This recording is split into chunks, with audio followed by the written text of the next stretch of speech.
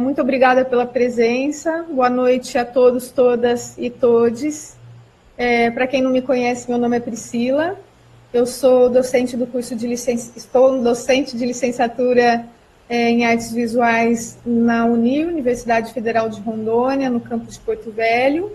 E hoje nós damos início, então, ao ciclo de palestras Artistas Falam sobre Suas Pesquisas, a pós-graduação em Artes Visuais, que é, então, esse projeto de extensão coordenado por mim, pelo professor Anésio, que está presente aqui com a câmera aberta, que vocês estão vendo, pela professora Amanda Souza, que também já nos acompanha aqui, e pelo professor Eduardo Catanozzi. Os três atuam na docência do Instituto Federal de Educação, Ciência e Tecnologia, o IFSP, né, de São Paulo, no campus de Votuporanga.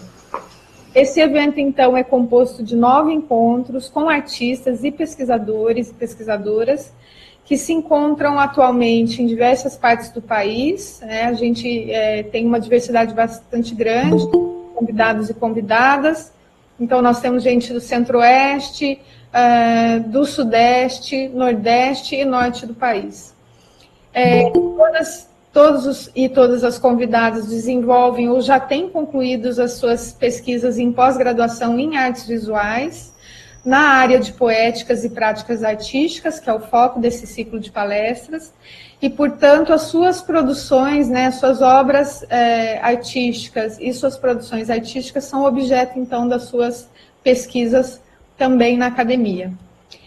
Nós vislumbramos esse evento como uma oportunidade para entrarmos em contato com as metodologias e processos muito próprios e únicos que abarca a atividade artística, e também como forma de produzir conhecimento a partir dessa produção, ou seja, a partir da elaboração de um trabalho de arte. Nós teremos um encontro específico sobre a produção de TCCs no âmbito da graduação, com convidadas da UFOB, Universidade Federal do Oeste da Bahia, e aí pensando especificamente no estudante e na estudante de graduação, licenciatura ou bacharelado. E aí, falando um pouquinho das questões que organizam esse momento, né? Para quem tem interesse específico no certificado, tenham em mente que vocês precisam ter 75% de frequência nos eventos. Então, de 9 precisariam aí estar presentes em 7, né, em média. Cada encontro vai ter duração de 1h30. Hoje nós aqui, o primeiro encontro, tivemos usando um pouquinho dos minutos aqui, então a gente vai estender um pouquinho mais. A maioria dos encontros serão às quintas-feiras, teremos um único encontro numa quarta-feira à noite, nesse mesmo horário, e sempre tendo em mente o fuso horário, que é diferente para nós, né? Haverá uma lista virtual de presença, que é a partir de... Vocês vão clicar num link, vai abrir um formulário normal do Google Forms, e ele vai estar sempre sendo colocado aqui no chat. Então, fiquem observando e podem clicar a qualquer momento e só colocar o nome de vocês, isso já vai estar automaticamente computando a presença. Nós teremos a fala da artista, dos artistas em geral, sem interrupção, e aí deixamos os últimos momentos para as perguntas e comentários de vocês. Nós temos a companhia aqui de 2 monitoras, uma da Unir, que é a Camila, que é quem está, inclusive, auxiliando aí na transmissão dos slides, e também a Ana Beatriz, que é monitora do IFSP. Além dos coordenadores também, eu e Anésio, Amanda e Eduardo, na medida do possível, estarão acompanhando o chat e as demandas que surgirem, tá?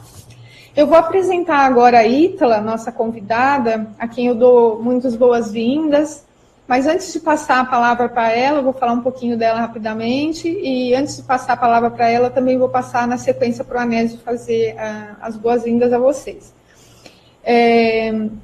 A Ítala, eu já gostaria de registrar que compartilhamos os momentos do mestrado, então já conheço a Ítala há bastante tempo e sou admiradora do trabalho dela.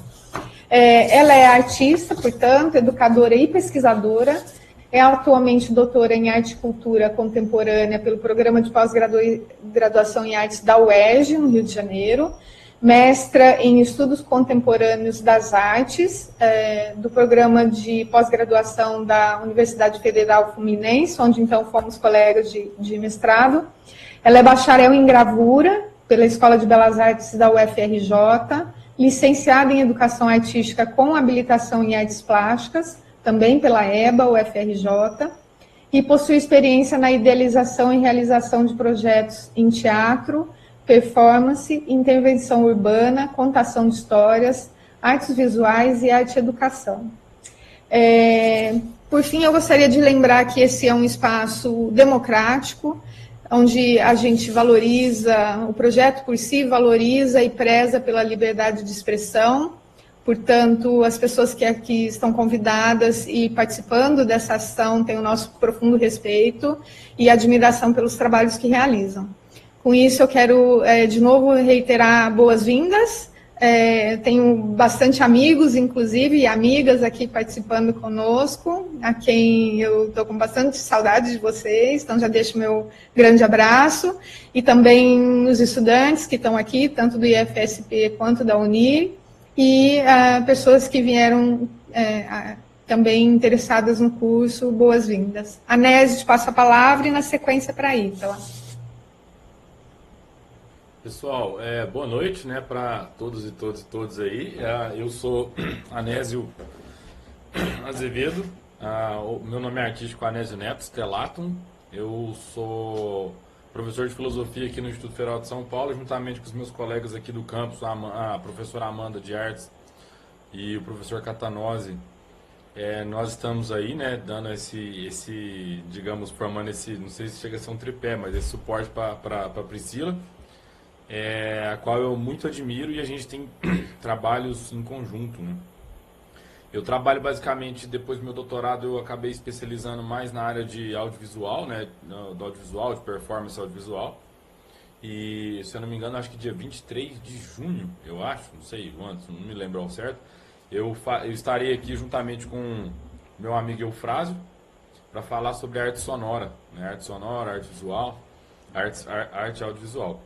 Então eu gostaria de, assim, eu espero na verdade que vocês possam aproveitar essas falas, né, porque eu acho um projeto muito bacana. Eu falei até com a Pri semana passada sobre como é necessário essas ações de extensão nos cursos de artes visuais, no curso superior, na pesquisa em artes visuais, né, porque a gente às vezes acaba falando muito para os nossos pares. Então eu acho que quanto mais a gente falar para as pessoas, para a comunidade externa, né,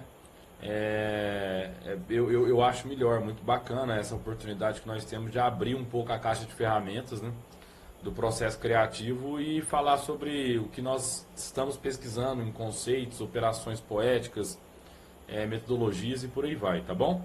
Eu não vou me alongar muito, né, qualquer dúvida, então, vocês podem depois pegar meu e-mail, podem me escrever, e é isso, que todos nós tenhamos então uma ótima noite de aprendizado. Valeu, Pri. Ítala, é contigo. E com a Camila. Boa noite. Boa noite. Primeiro agradeço muito ao convite que a Priscila fez. A Priscila é uma pessoa que eu tenho muito carinho. Sempre que eu vejo mensagem no zap da Priscila, eu já sei que é coisa boa. Porque realmente sempre são notícias boas. É sempre quente. E esse convite para mim veio muito, veio numa hora boa, assim, de poder rever. Eu terminei o meu doutorado em 2021 e no final no meio do ano passado eu peguei meu diploma do doutorado. E aí, poder rever esse percurso vai ser, eu espero que vocês gostem, assim, porque só no planejamento eu já fiquei empolgada. E eu planejei essa fala para 3 momentos. Um primeiro momento anterior à minha entrada na pós-graduação, E aí, nesse primeiro momento, eu ainda me reconhecia como artista e educadora. E o segundo momento, no mestrado, e o terceiro momento, no doutorado. Então, as imagens vão passar nesses 3 momentos em looping, e aí a gente vai conversando, e depois, no momento ou melhor, eu vou falando, e depois, no momento da conversa, o que ficar de alguma dúvida, a gente vai desenrolando, e aí, assim, minha intenção é que isso seja bem de conversa mesmo, de contar história, porque na história a gente acaba passando mais coisa que marcou, né? No final das contas, a gente está falando disso, né? Do que marca. Então, eu vou pedir para a Camila, por gentileza, minha linda, botar essa primeira sequência, e aí eu vou falando. Ok, então eu vou deixar o áudio ligado, mas qualquer coisa é só falar. Tá.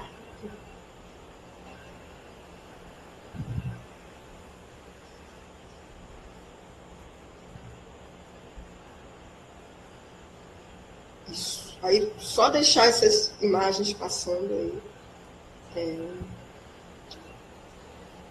E aí, até para garantir até mais esse som, eu vou tirar também nesse momento meu rosto, para ficar só o rosto das imagens mesmo. Então, eu demorei muito assim, para entrar na pós-graduação. Eu me formei, eu terminei a licenciatura em 2001 e tentei 5 vezes a pós-graduação e não passei.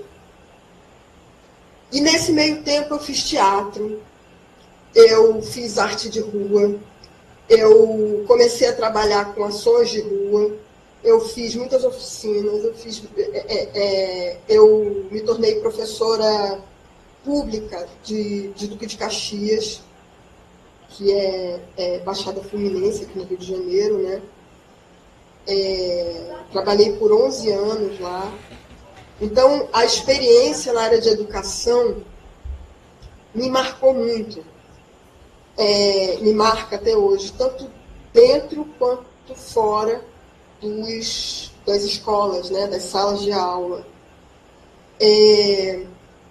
E muitas das minhas experiências, elas foram e são até hoje pensadas para estar aberta a essa relação, a essa dimensão do encontro, né? Que é da educação, né?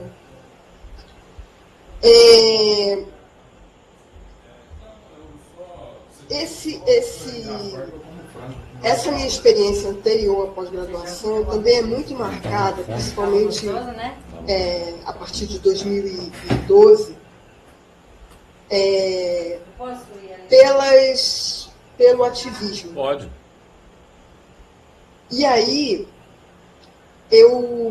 nesse primeiro momento, eu queria lembrar de 2013. Aí eu vou pedir para vocês lembrarem, eu sei que tem pessoas com diferentes idades aqui, diferentes experiências. Eu queria, nesse momento, que vocês tentassem lembrar como foi o ano de 2013 para vocês. 2013 ficou marcado, 2012, 2013 ficou marcado em várias partes do mundo por intensas manifestações. No Rio de Janeiro, houveram ocupações no espaço público, assembleias populares, manifestações, ações de rua, tudo com um político. E eu nessa época, 2012, 2013, eu realizei várias ações de rua. E essas ações eu fazia na rua e colocava nas redes sociais. Eu tive, na época, um perfil nas redes sociais chamado Movimento Cidades Invisíveis, que depois eu fui entendendo que era uma estratégia de agir no espaço público. E essa estratégia, ela era sempre coletiva, porque tinha pelo menos sempre uma pessoa para registrar, mas às vezes tinha mais. Esse momento, ele foi muito importante para que eu pudesse criar uma espécie de trajetória, lastro, para que eu pudesse ter o que pensar na pós-graduação, ter o que colocar. Então, esse é o primeiro ponto que eu queria trazer para cá. Por que entrar na pós-graduação e o que a gente está levando? Logo quando eu terminei a licenciatura, e aí eu vou ser muito franca, eu terminei a licenciatura porque eu sou de classe popular, eu precisava trabalhar logo, eu já tinha feito gravura, e, enfim, você faz gravura, bota o diploma na parede, não sai um emprego fácil assim de artista visual, né? Então, a licenciatura, o emprego era mais rápido, já estava até trabalhando com educação antes. Mas, no próprio trabalho de educação, eu fui me apaixonando cada vez mais, me empolgando cada vez mais. Mas, nessa experiência de 2013, eu passei a ter o que colocar na pós-graduação. Algo que... E isso soma também com, na época, mais de 10 anos de educação, né? De experiências com educação. Então, esse foi o meu... como eu chego na pós-graduação. Eu já chego também com 38 anos. Ele acha que é gostoso. Ele é pequeno. É gostoso. E eu comecei essa negociação na pós-graduação com um professor que foi meu professor na graduação, chamado Jorge Vasconcelos. Ele já acompanhava o perfil do Movimento Cidades Invisíveis, ele acompanhava as ações que eu fazia, e aí eu perguntei se ele toparia me orientar. E aí ele falou, olha, se você passar por todo o processo, eu topo. E isso já é algo que também é importante para quem deseja entrar para a pós-graduação, é você criar alianças com pessoas que tenham interesse no que você está fazendo. Porque vão ser 2 anos e meio de diálogo. 2 anos e meio passa muito rápido. Mas você precisa estabelecer o diálogo com os professores que estão lá, com os seus orientadores, para poder fazer sentido, né? Essa trajetória, essa pesquisa, né? Então, agora eu queria pedir para a Camila passar para a segunda sequência. E aí depois eu eu vou voltar em alguns momentos nessa época de 2013,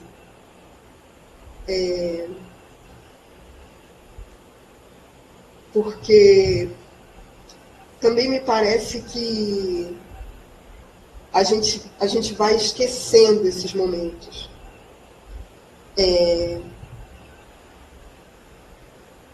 Era um momento onde, pelo menos na minha história de vida, foi a primeira vez que eu não vivi a ditadura militar, então foi a primeira vez que eu vi reação tão violenta às manifestações. Na época da faculdade, eu já participava de manifestações, mas eu nunca tinha visto, como em 2013, reações da polícia no Rio de Janeiro e em outras partes do país também, à presença das pessoas na rua. Então, isso eu começo a ter esse desejo, o 2013 faz crescer em mim esse desejo de pensar sobre a cidade, de pensar sobre esse corpo na cidade. Na época que eu entrei para mestrado, eu também fui falar aqui muito sobre processo de produção de pesquisa e um processo também de produção de vida de pesquisadora. Vocês vão entender o que eu estou falando. Entrando no mestrado, eu pedi uma licença remunerada na prefeitura. Isso foi muito importante. Na prefeitura de Duque de Caxias, na época, tinha essa possibilidade. Então, eu ainda fiquei trabalhando por mais 6 meses e, ao mesmo tempo, fazendo o mestrado. Mas depois saiu minha licença, então eu tinha o salário e tinha também o tempo para poder estudar. Isso faz uma diferença absurda, porque trata-se dessa gestão do tempo para desenvolver uma pesquisa, né? Então, nesse momento eu tinha o tempo, eu tinha algo que me movia, que eram essas experiências de 2013, essa rua me trazendo várias perguntas. Vocês estão ouvindo direitinho? Tá tudo bem? Ítala, aproveitando, uma Maria Eduarda levantou a mão e a gente está te escutando direitinho. Só pedir para a Camila ocultar essa barra. Só dar ocultar na barra que está. Isso. Maria Eduarda tinha alguma questão, era isso? Ah, beleza, tá bom. Pode tocar o barco, Ítala. Então, eu já tinha isso que me movia dentro da pós-graduação, né? Do mestrado. E aí pensar que mestrado é 2 anos e meio. Eu não tive TCC nem na licenciatura, nem na graduação. Meu trabalho sempre foi muito mais de ateliê, muito mais da prática do que da teoria. Então, eu tive muitos sustos. Eu também não tenho uma facilidade no inglês. Eu acho que isso também é muito importante para a gente pensar, porque é uma das coisas que também faz muita gente desistir de entrar na pós-graduação. A exigência das línguas. Gente, eu não tinha, mas eu consegui, com um pouco de dedicação ali, para utilizar o dicionário também, porque você pode utilizar o dicionário no momento da prova de línguas. Isso também está cada vez menos exigente. Foi ótimo, porque tendo esse tempo para fazer as leituras, eu consegui fazer uma boa leitura e ter uma base teórica uma base teórica para o que eu gostaria de desenvolver. E aí, vale... Eu estou contando para vocês as minhas estratégias, tá? A forma como eu fui conseguindo caminhar nesse espaço. Eu reduzi o número de teóricos para conseguir me aprofundar neles. Então, nesse momento, meus principais interlocutores eram Deleuze, Guattari e aqueles que influenciaram eles. Exatamente no por baixo. Então, eu era um véu que vela e revela ao mesmo tempo. E essa máscara que é feita de objetos captados nos vários espaços por onde eu caminhei. Esse véu, ele foi composto por várias palavras bordadas em diversas ocasiões. Então, eu saí fazendo várias oficinas de bordado, onde eu pedia para as pessoas escreverem o que elas gostariam de ver na cidade.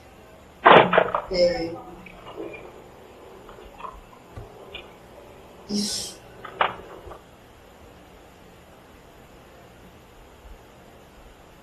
E a continuidade dessa dimensão de encontro. Porque nessas oficinas eu podia conversar sobre a nudez, sobre o corpo feminino na cidade, sobre o medo de andar pela cidade sendo uma mulher, sobre o desejo também de andar para se apropriar dessa cidade. Essa ação, ela só pode acontecer, eu apresentei essa ação na minha defesa de dissertação. E ela só pode acontecer nas ruas da Lapa, a defesa também foi dentro de um bar na Lapa, e ela só podia acontecer com esse cortejo atrás. Então, isso também era uma tática para conseguir estar presente. Assim como lá no Cidade Marca, uma tática para conseguir marcar a cidade era não ter uma lata de jet na mão, mas ter uma blusa branca, uma calça leg, um balde e um pano. Algo que não se parece nada e não tem que se parecer com a figura convencional que a gente imagina que seja um pichador, né? Então, essas estratégias, essas táticas, né, para poder escapar do que pode me trazer problemas com a justiça, foi algo que eu sempre pensei. Não é minha intenção é me mobilizar, é me movimentar, e não cair em nenhuma armadilha aprisionante. E ao mesmo tempo participar dessa cidade. E aí eu termino o mestrado, volto para a escola, percebo muito o quanto que tanto as experiências de 2013 quanto as experiências do mestrado mudaram a minha relação com o espaço escolar. Pensando nessa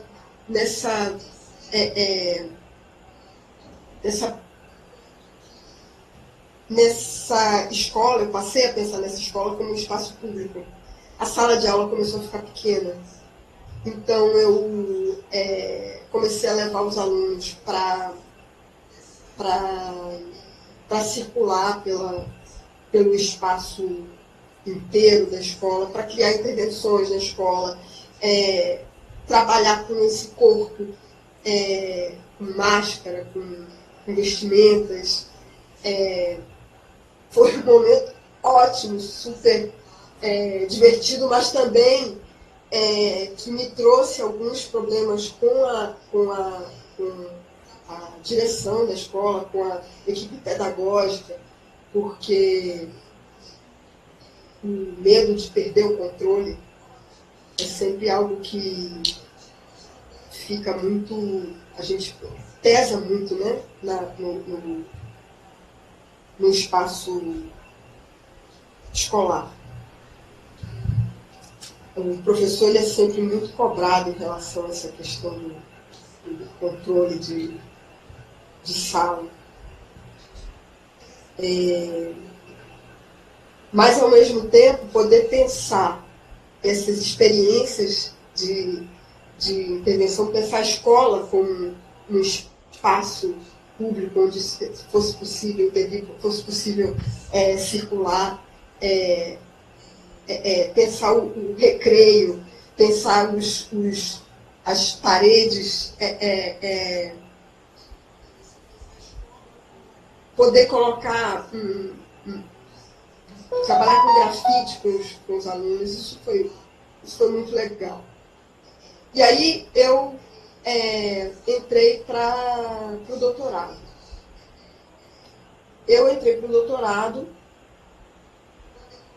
Antes disso, eu já estava trabalhando na UERJ, eu fiquei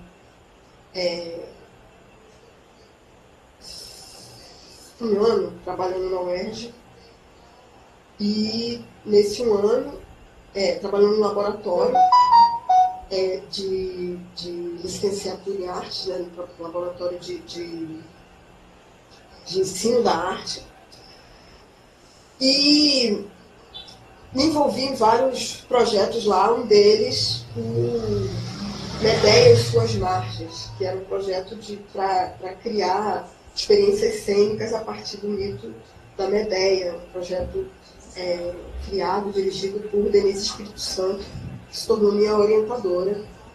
E foi bem importante especificamente esse projeto, porque ali eu conheci o que iria ampliar meu lastro teórico, né? Eu conheci Rita Laura Segato e uma série de autores que dialogam com ela. E aí eu no doutorado, eu trabalhei com essa autora, Rita Laura Segato, do mesmo jeito que eu trabalhei com Deleuze e Guattari. Procurei me aprofundar, ler o máximo possível dos textos dela, compreender o que ela estava colocando, para que fosse uma leitura forte. Mas eu queria agora passar para a última sequência, Camila.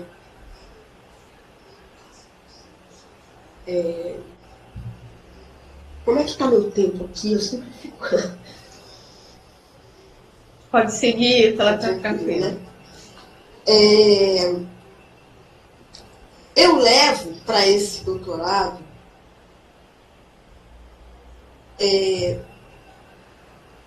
três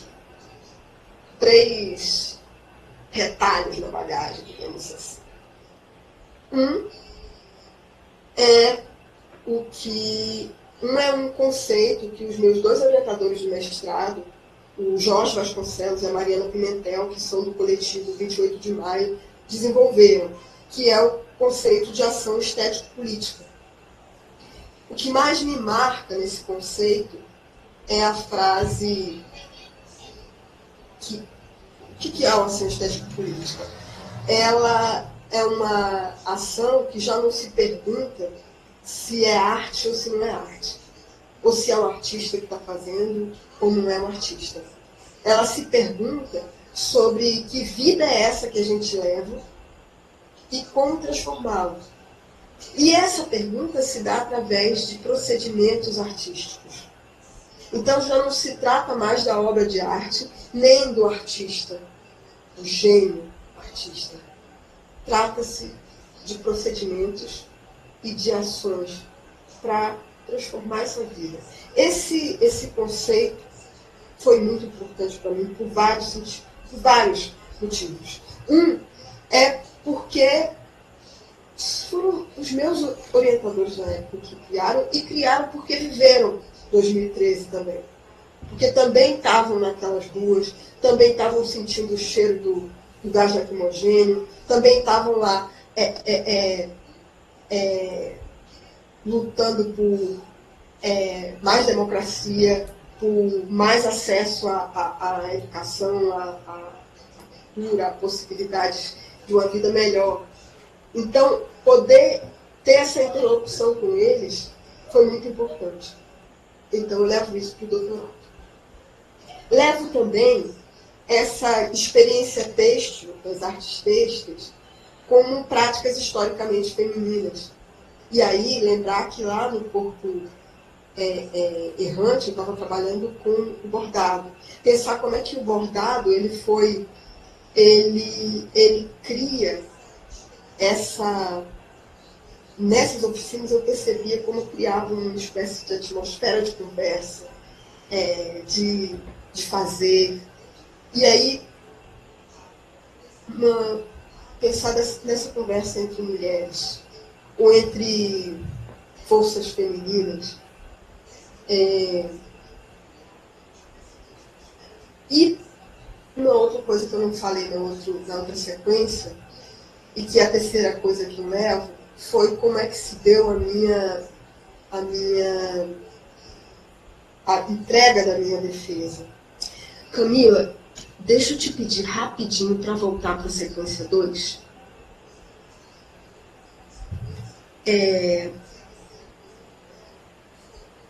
Lá para baixo,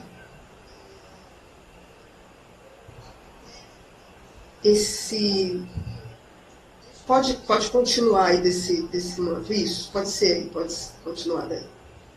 E aí deixa rodando. Eu criei, para entregar o texto para os membros da banca que estariam na minha defesa, eu criei uma espécie de chale, cheio de retalhos. Pode deixar rodando as outras imagens.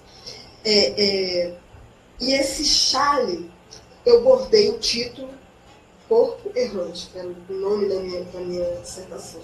E em cada saco desse chale, cada parte desse chale, feita por retalhos, estava um pedaço dos textos. Então, eu não entreguei para a minha banca um texto encadernado, ou em PDF. O que eu fiz? Eu fui ao encontro dessas pessoas, dos membros da banca, fiz questão de encontrá-los pessoalmente, tirei o chale do meu corpo e coloquei no corpo deles. E aí depois eu fui me dar conta de que ali estava começando a leitura. Eu estava convidando eles a estabelecer uma leitura com a minha dissertação que fosse, a princípio, uma leitura da pele, do corpo. Vista a minha pele. Para, a partir daí, chegar nos textos que também não seriam colocados dentro de estabelecer uma lógica hierárquica. Né? Você pode baixar um pouco, Camila, só para mostrar o chale, que acho que ele ainda não apareceu. Aí depois a gente volta para outra sequência. Pode ir baixando. Ele vai estar lá embaixo. Ah, tá aqui, tá lá em cima. Cadê? Ali. Pode ser esse. Pode ser esse.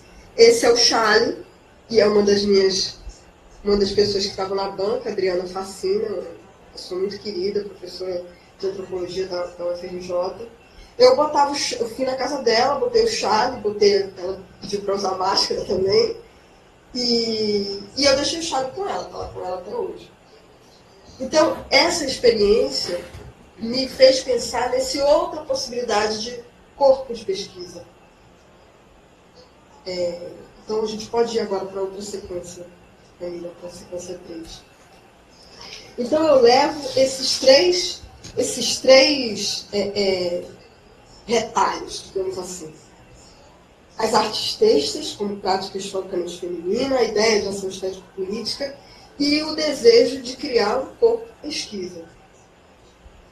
Só que nesse terceiro momento, Eu ainda fiquei no, na escola por 2 anos e meio, cumprindo a cumprindo a licença que eu tinha tirado, né? Mas começou a ficar muito complicado fazer ao mesmo tempo o doutorado, trabalhar em Duque de Caxias e ainda trabalhar na UERJ. E, ao mesmo tempo, eu realmente quis me dedicar completamente àquela tese. Fazer algo que fizesse sentido para mim. Então, eu pedi exoneração. Chegou um momento que eu pedi a exoneração da prefeitura, pedi demissão do laboratório, acreditando que eu iria conseguir uma bolsa de doutorado. Não consegui a bolsa de doutorado. Então, eu me vi sem emprego e ainda tendo que desenvolver uma tese. Novamente, volta às estratégias de produção da pesquisa. Eu insisto nisso porque é preciso criar estratégias, principalmente quem não tem recursos prévios, quem não nasceu rico mesmo, quem tem uma estabilidade maior, beleza. Mas quem não tem precisa criar estratégias. Nesse momento eu fui meio que suicida, mas assim, eu logo depois, eu tive assim, 6 meses meio de tensão, de desespero, já sem dinheiro e precisando fazer coisas, né? Mas logo eu consegui aprovar um projeto cultural. E aí vem a estratégia. Esse projeto, ele tinha tudo a ver com a minha pesquisa. Além desse projeto, eu ainda participei de mais. Na verdade, foram 3 projetos, foram 3 residências artísticas. Uma foi o Medéia e Suas Margens, que eu já trazia essa experiência. Eu ainda permaneci um pouco, depois eu acabei me afastando também, mas eu permaneci para. Foi muito importante o desenvolvimento, principalmente teórico, que eu tive nessa residência de Medéia e Suas Margens. O segundo foi uma residência desenvolvida lá em Macapá, lá, chamada Tecnobarca, onde eu pude fazer oficinas de bordado, desenvolver performances relacionais e não relacionais também. E o terceiro foi uma residência que eu desenvolvi lá em Catalão, em Goiás, chamada Costuras Errantes, que é o nome da minha tese, né? Então eu comecei eu criei um recorte para essa pesquisa a partir de uma pergunta. Essa pergunta é: como criar um corpo de pesquisa? Exatamente essa pergunta que está aí aparecendo agora. E, ao mesmo tempo que essa pergunta ela estabelecia a minha ação, estabelecia o foco dessa pesquisa, que é criar esse corpo, ela também abria minha possibilidade de criação de uma pesquisa, de exercício de criação.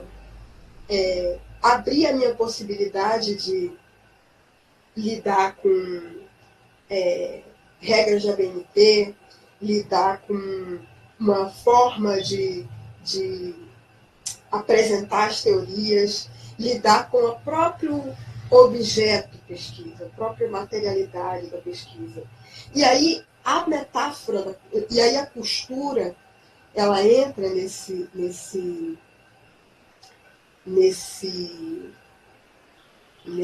corpo, como a costura e o bordado entram como metáfora, porque eu estou costurando lá, lembra que eu falei? Eu estou costurando a ideia das artes têxteis como prática historicamente feminina, a ideia da ação estético-política e a ideia do corpo pesquisa, do que seria um corpo pesquisa. Eu estou costurando esses três elementos. Então a metáfora da costura ela tá presente, inclusive na própria prática da costura e do bordado. Então, eu fui costurando essas questões e, ao mesmo tempo, costurando as minhas experiências nessas três residências. Ao mesmo tempo que essas residências também pagavam as minhas contas. Então, essa economia de tempo para poder dar conta dessa pesquisa foi algo importante. No meio desse caminho, foram 4 anos de doutorado, muita coisa aconteceu. Algumas bastante dolorosas, como, por exemplo, o assassinato de Marielle Franco. Marielle Franco é vereadora do Rio de Janeiro, assassinada no centro do Rio, e até hoje o crime não está resolvido. E foi uma pessoa com a qual eu trabalhei, uma pessoa que eu conhecia pessoalmente, que eu acompanhava a trajetória política. Aquilo me bagunçou muito no meio da pesquisa, principalmente porque a teoria que eu estava estudando era sobre feminicídio. A teoria da Rita Segato era sobre feminicídio. Então, você está estudando uma coisa e vê a coisa acontecendo em pessoas próximas é muito, muito doido. Mas a maneira como eu estruturei essa pesquisa dava possibilidade e até convidava a trazer a vida. E aí é importante colocar isso. Trazer a vida não é simplesmente falar de mim dentro de uma lógica completamente narcisista, mas é ser testemunha. Testemunha, ao mesmo tempo, da minha própria história e de uma época. E, ao mesmo tempo, perceber que eu sou meio. Teve muita gente antes e vai ter muita gente depois. Então, construir essa tese tem um compromisso ético aí na construção dessa tese, tanto com quem veio antes, quanto com quem vem depois. É preciso marcar esse passo. Isso fica muito importante na hora que eu vou fechar a tese. Eu fechei a tese no meio da pandemia. Então, é no meio da pandemia que eu faço essas costuras. Pode continuar rodando aí essas imagens. Isso. É só deixar as imagens rodando, tá? É no meio da pandemia, em casa. Eu considero a minha casa aí a última residência que eu fiz. Eu desisti de disputar, por exemplo, um edital para fazer um doutorado de sanduíche no México, porque eu fui pega pela pandemia, eu ainda estava em catalão, foi muito difícil em catalão ter notícia de pessoas morrendo e uma angústia, meu marido estava aqui no Rio, mas aí eu consegui voltar para cá logo 2 meses depois que tudo explodiu, né? E aí resolvi ficar aqui e desenvolver muitas ações aqui. Eu moro no Morro da Conceição, é um espaço popular no Rio de Janeiro, numa casa que na época estava sendo ainda reformada. Então, ao mesmo tempo que eu fiz essas costuras e organizei essas experiências, eu também estava organizando essa vida pandêmica dentro de casa. Então, esse último momento tem uma reflexão sobre o tempo de fazer a pesquisa, mas também o tempo de não fazer a pesquisa. O tempo que eu estava vivendo e sobrevivendo. E como é que isso também fica marcado nesse corpo pesquisa? E como é que essa experiência de pesquisa vai ficar marcada na minha experiência de pesquisadora? Porque naquele momento era muita gente morrendo, então a vida estava preciosa demais para eu me dar o luxo de fazer algo, de passar tanto tempo na minha vida fazendo algo que não fizesse sentido. No final das contas, a gente está falando sobre a vida fazer sentido. Às vezes a gente perde essa dimensão quando entra em loop, quando entra numa lógica produtivista, e o espaço acadêmico, às vezes, ele é muito...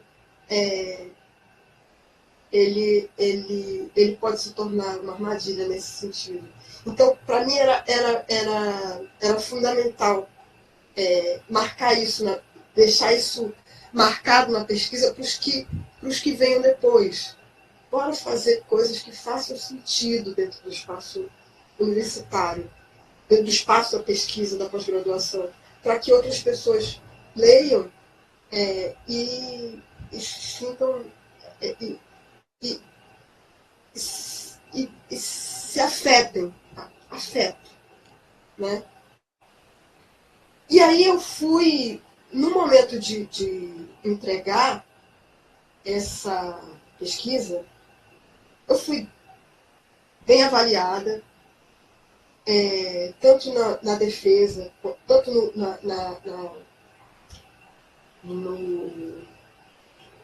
na qualificação quanto na defesa. Foram momentos de encontro, embora a palavra defesa parece que a gente está tendo que defender, e qualificação também sejam palavras pesadas, né? Foram 2 momentos de conversa, de encontro, de onde eu pude escutar e onde eu pude também colocar todas aquelas coisas que estavam fervendo na minha cabeça, né? Principalmente a qualificação. A qualificação eu aproveitei para testar tudo, inclusive um determinado formato. Então, o Instituto de Artes da UERJ aprovou e ainda indicou a publicação da minha tese. Eu fui encontrar problema, foi no depósito da tese na biblioteca da UERJ, ou seja, na universidade. E é nesse ponto que eu gostaria de focar essa última experiência. Durante a pesquisa, eu encontrei algumas outras pesquisas que também estavam investigando esse corpo pesquisa, né? Vou pedir, Camila, para você colocar o PDF da Camila Noronha, sua xará.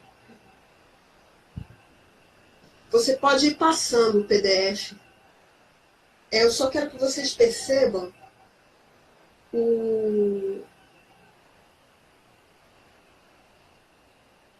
esse formato. Isso é uma dissertação. Foi entregue dessa maneira para a banca. Foi aprovada uma dissertação da Camila Noronha, da UFRGS, lá no Rio Grande do Sul, né, Universidade Federal do Rio Grande do Sul. Eu conversei com ela, perguntei para ela como é que foi para colocar na biblioteca. E aí ela me falou que, a princípio, teve alguma dificuldade, mas que foi determinante a interlocução do orientador dela com a biblioteca, e esse orientador dela já tinha aí uma investigação sobre pesquisa em arte. E quando a gente fala de pesquisa em arte, não é pesquisa sobre arte, é em arte. É uma pesquisa que traga no próprio corpo um conhecimento, no próprio meio. É uma ideia em alguma coisa, não é sobre alguma coisa, né? Então, pode passar mais rápido, Camila, porque eu quero que vocês percebam só como essa desobediência da forma para garantir, da forma em relação à ABNT, para garantir uma experiência de leitura. Eu encontrei outras pesquisas, algumas que sequer conseguiram ser depositadas em bibliotecas, e outras que, para serem depositadas, tiveram que mudar. Essa da Camila conseguiu ser depositada do jeito que ela pensou. Tanto esse... E aí a dissertação dela era esse corpo e ao mesmo tempo um vídeo. As duas... E também um cartaz, né? As três coisas são a dissertação dela. Aí, Camila, vou pedir para você mostrar agora. Vai até o final, para ver até o final a tese dela, porque a dissertação dela, porque é lindo mesmo.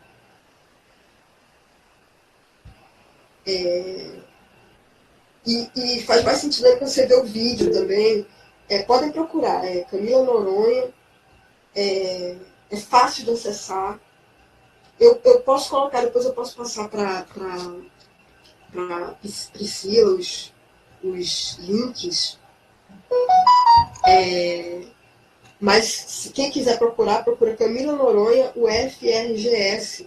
É Campo e Contracampo, o nome da pesquisa dela. É uma dissertação. E tem também o vídeo. Pode ir passando mais rapidinho, Camila, para a gente chegar no final. E aí eu quero mostrar agora a minha tese, que está aí também.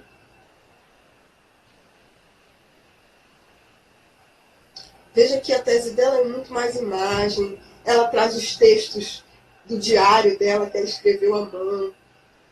Tudo isso traz o ritmo do processo dela, né?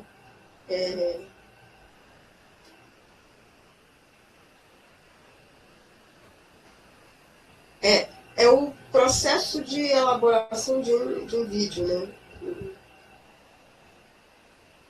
O trabalho dela. E olhe como, apesar da desobediência da forma, ela ainda mantém alguns elementos que são importantes. Por exemplo, a bibliografia. A bibliografia é um elemento super importante, porque traz o que você leu para poder criar, né, aquele trabalho. Você pode, por favor, Camila, colocar agora a minha tese. A minha tese, eu tive que ceder algumas coisas. Esses primeiros textos, chama-se são as pré-texto, acho, não lembro o nome agora. Mas isso é aprovado a universidade obriga todos os cursos a colocarem essa primeira parte do elementos pré-textuais. Obrigada, Priscila. Elementos pré-textuais. A universidade obriga, a UERJ obriga todos os cursos a terem esses elementos pré-textuais. E está aprovado em conselho. Então, eu não tinha nem como desenrolar isso com a biblioteca. Mas aí eu fui na lei, fui na biblioteca, e na Sirius, e quando foi para depositar, já estava aprovado, com indicação de publicação. E eu falei sobre essa dimensão da pesquisa em artes, como isso era importante na minha tese. Pode continuar baixando. E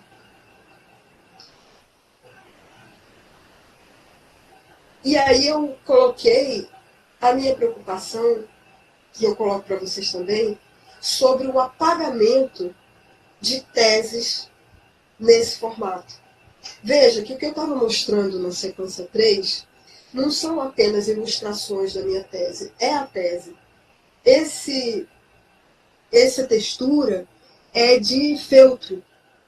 Esse sumário foi bordado. Ao mesmo tempo bordado e editado no CorelDRAW. O formato de cada página é esse. Pode ir baixando, Camila.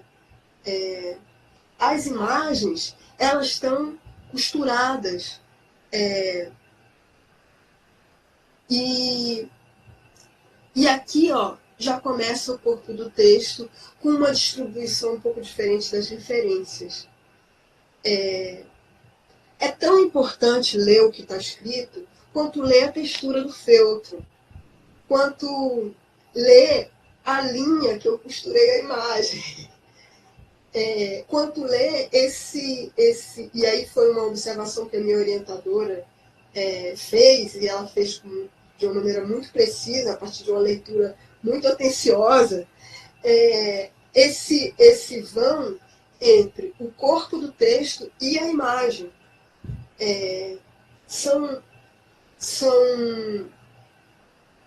Isso tudo faz parte do texto, como naquele momento do mestrado, fazia parte do texto eu colocar o chale no corpo da banca para que a banca começasse a leitura.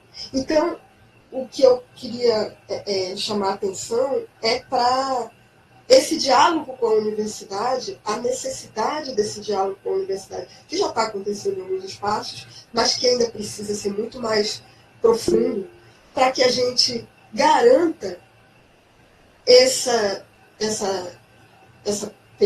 garanta que mais pesquisas como essa sejam arquivadas, não é produzida, porque tem muita gente fazendo esse tipo de pesquisa. Tem muita gente investigando aí esse corpo pesquisa.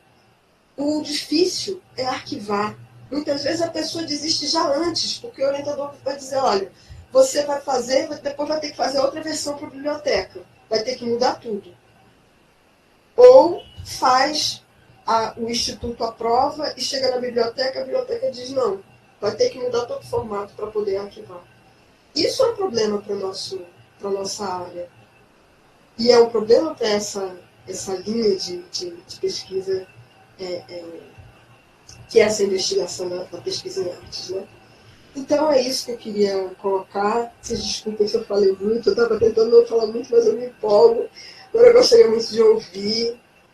Deixa eu ver se eu esqueci alguma coisa aqui. Só uma última coisa que eu queria colocar é que a Funarte acabou de lançar um site que é um indexador brasileiro de artes. Está reunindo várias pesquisas em artes de várias universidades. Eu fiquei empolgadíssima com esse site. E estou aí ainda buscando outras pesquisas que tenham essa desobediência no formato, né? Então é isso. Ainda teria, assim, se vocês quiserem saber das imagens também agora, posso contar aí. Obrigada, Ítala. É uma experiência e tanto acompanhar o processo. Eu acho que tem muita coisa que a gente pode pensar, né, em relação à tua produção, aos trabalhos em si, mas eu começo fazendo um comentário antes de abrir para o pessoal, que vai ter perguntas, o Igor já levantou a mão, mas assim, comentar uma discussão que desde que a gente fez o mestrado, né, ela está muito em pauta, com algumas poucas evoluções, algumas poucas instituições evoluindo no sentido de entender que o formato de uma produção acadêmica em artes é outro. Até o nosso currículo Lattes, ele ainda precisa ser muito adaptado para que, de fato, ele represente aquilo que a gente produz. A nossa tese e a nossa dissertação é uma afronta que ela não possa, né, que ainda existem instituições, e eu passei por isso também, que descaracterize a nossa tese, a nossa dissertação, para atender uma necessidade burocrática, enfim, que não dá conta disso que a gente faz, né? Então, acho que aqui tem muita gente que é da graduação, mas também gente que já está dando aula, enfim, que já fez esse percurso acadêmico, ou que pretende fazer ainda, mas que já tem um nível superior. Mas, assim, essa é uma grande questão que a gente vai continuar enfrentando por um bom tempo na academia, né? Essa relação tão dura que a universidade, que a biblioteca, que o Lattes, que o MEC ainda estabelece com o trabalho de arte, né? Então, eu acho que você foi muito corajosa em enfrentar isso tudo e muito bom que você compartilhou isso com a gente, né? Acho que é muito urgente a gente continuar pensando sobre como fazer com que a academia entenda aquilo que a gente faz e entender isso como uma produção de conhecimento, porque é o que é, né? Além de ser um trabalho artístico, é um trabalho artístico que está dentro da academia, portanto, é uma elaboração de conhecimento. E também queria fazer um comentário, Ítala, que é esse corpo que você revela, esse corpo interior que você revela muito nos seus trabalhos, né? Porque eles falam muito de uma relação tua interna com o mundo exterior. E na medida que você conta muito isso pra gente, a sua imagem é sempre velada, como ela está aqui, né?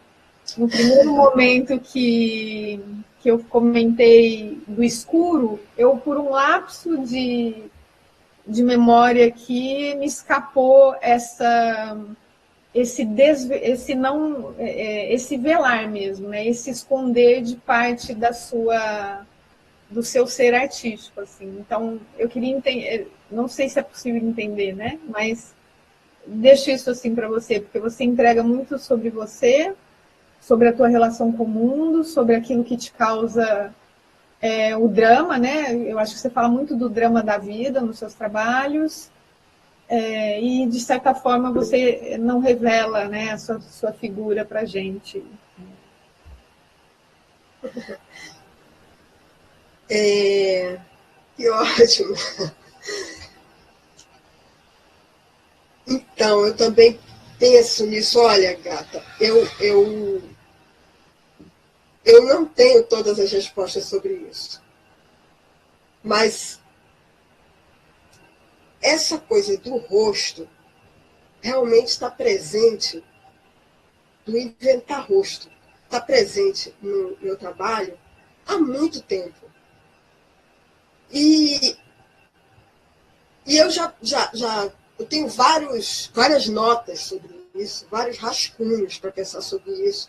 A ideia de rostidade, a ideia de inventar e desinventar, fazer e desfazer rosto. Mas eu ainda não tenho uma resposta definida sobre essa questão, sabe? Agora, eu gosto de pensar na possibilidade de criar algo que não esteja tão relacionado a mim, ao meu eu, mas que possa ser posto para qualquer pessoa usar. Então, a máscara, o legal da máscara é isso, né? Você tira, outra pessoa usa. Eu não sei se eu cheguei a colocar uma imagem, mas eu tenho eu acho que na sequência 1 tem uma imagem que é de...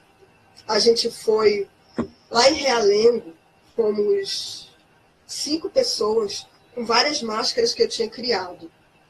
Acho que está na sequência 1.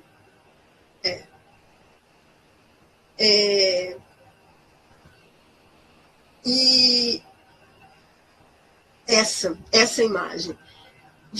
Todas essas 4 máscaras eu criei, com exceção dessa máscara de macarrão, que eu faço diretamente no rosto desse meu amigo Eliton, que é outra história ótima dele.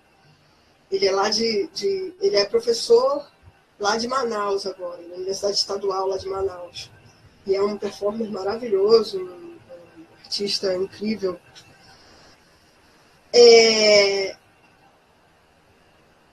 Quando a gente chegou lá em Realengo, nessa praça de Realengo, num evento que a gente tinha sido convidado para participar, todo mundo com máscara, fazendo aquela performance e tal, né?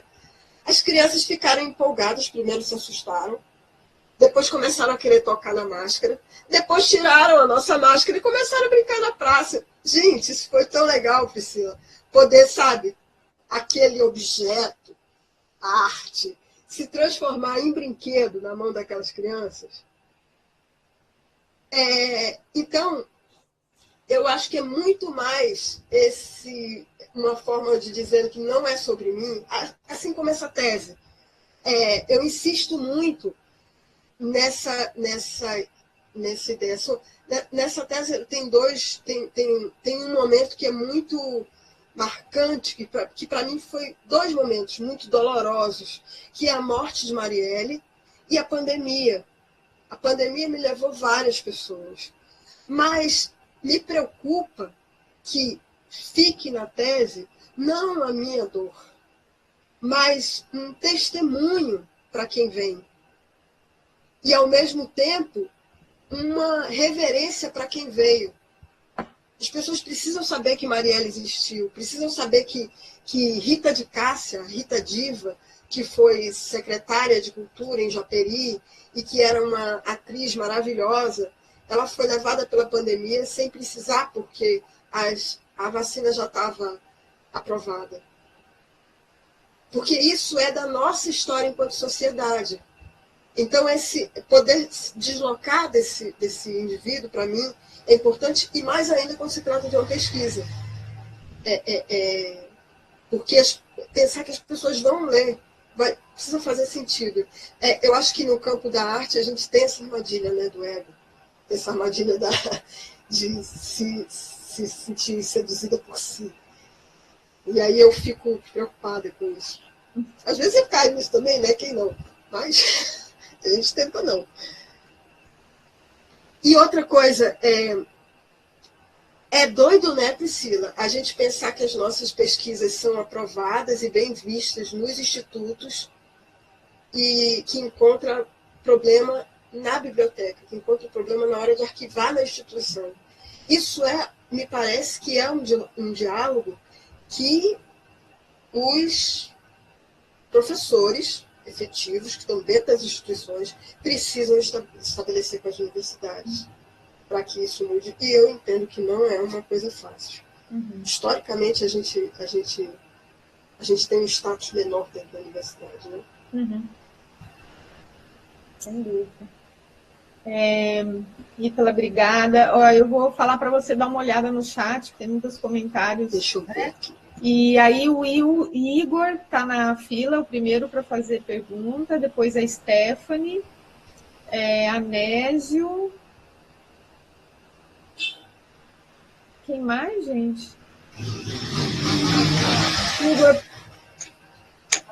Tá. Beleza, então, Igor, por favor. Primeiramente, antes de começar as perguntas, eu queria parabenizar a Ita. As suas artes são muito bonitas e criativas, fantásticas. A primeira adenda que eu queria falar é que as suas máscaras me lembram um pouco de um artista que faz máscaras para uma artista chamada Bjork, que é o James Mary. Acho que o jeito, sei lá, a criatividade me lembra um pouco as máscaras dele, essa quebra de tradição. E eu acho muito bonita as suas máscaras. E outra performance que me chama a atenção é a marca em si do pano.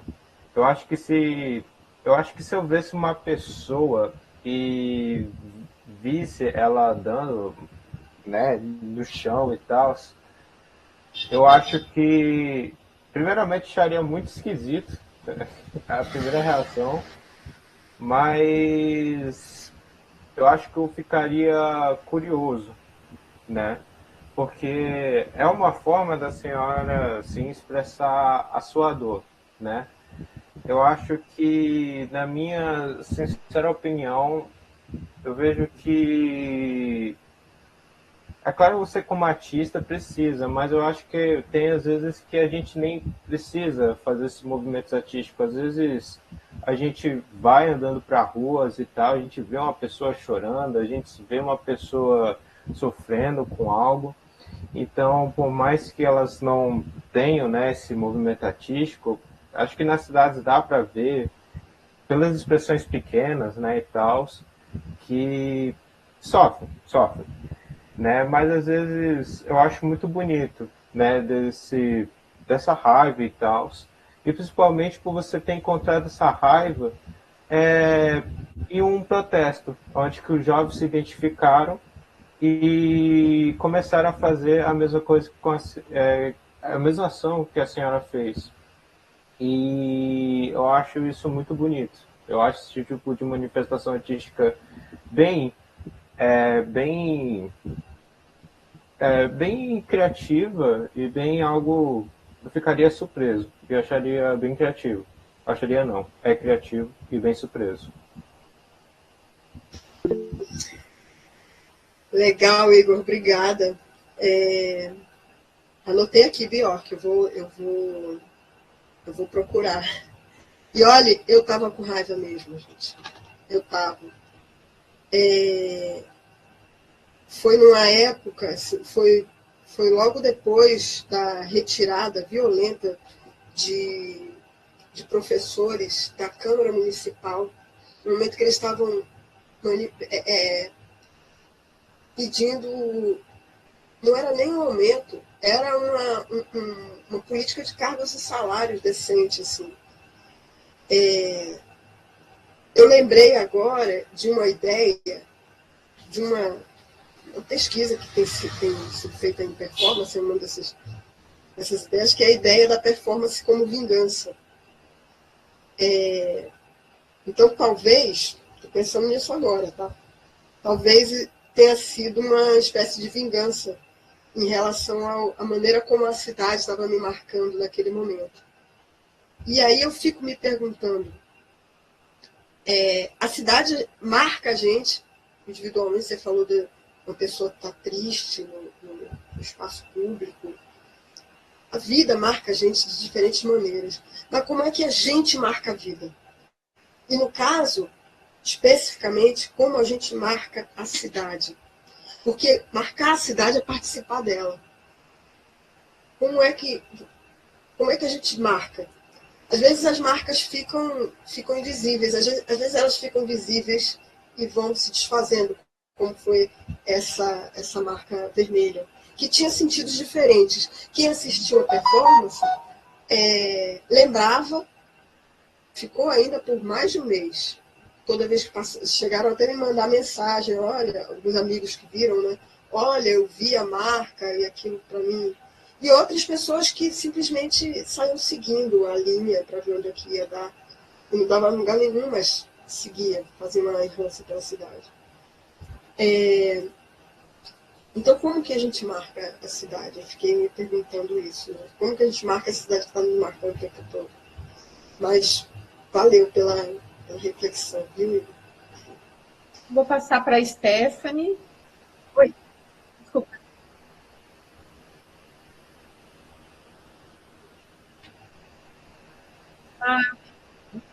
Ótimo.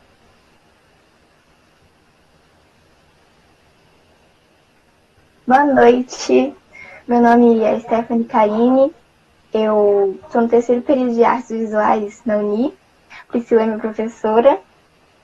Primeiro eu queria agradecer muito a Ítala por ela ter se disponibilizado para mostrar o trabalho dela, mostrar a pesquisa dela, que eu achei incrível, maravilhoso, as máscaras, o tecido, o chale.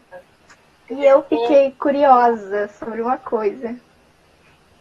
Nas primeiras imagens, quando eu vi a máscara, eu fiquei curiosa sobre o material após as performances, né? Eu não sei se elas acontecem só uma vez, se são mais de uma. E aí, tipo, no Chale, né, você disse que ficou com uma professora. E aí, por exemplo, as outras, como que funciona? Eu fiz... Obrigada, viu, Stephanie? Que bom que você gostou. Eu fiz 3 chales. 3 chales idênticos.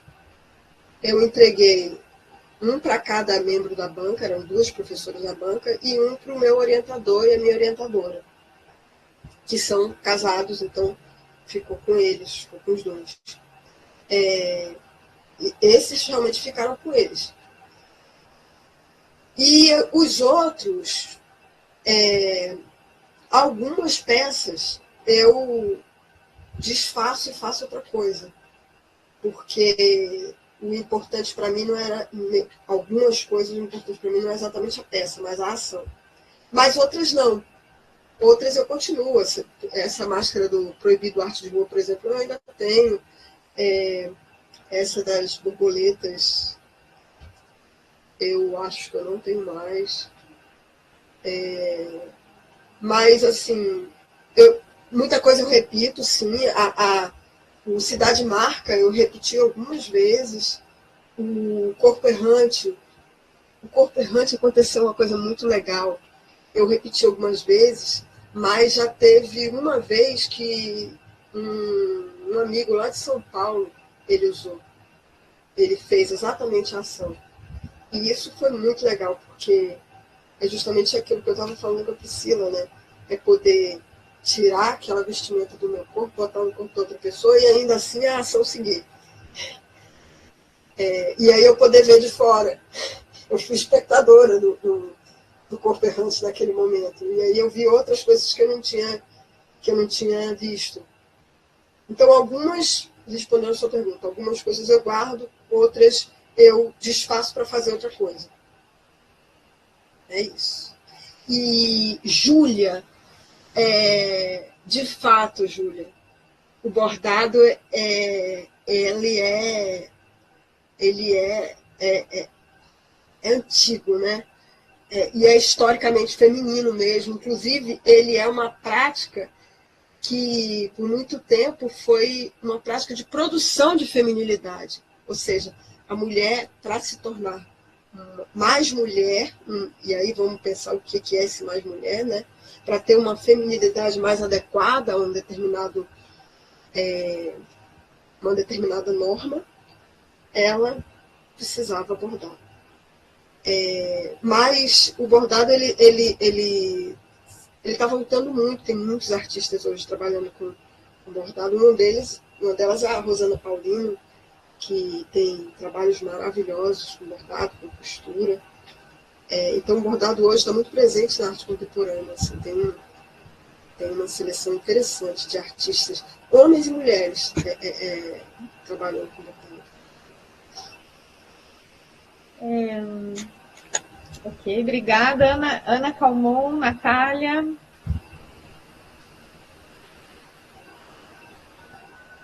Oi, pode ser eu? Pode.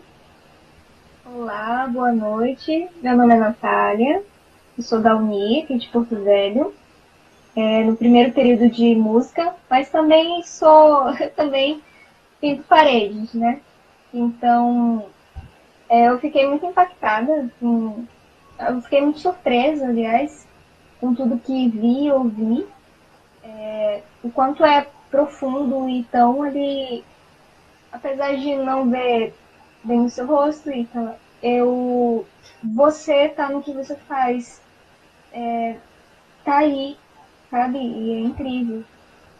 Uma pergunta que eu gostaria de fazer, eu li um pouquinho da sua tese, né? E me chamou a atenção a questão de quantas normas limitam o poder que a arte tem, o pesquisador ali, quanto limita. E talvez aqui estejam algumas pessoas que tenham interesse, depois de hoje, da sua apresentação.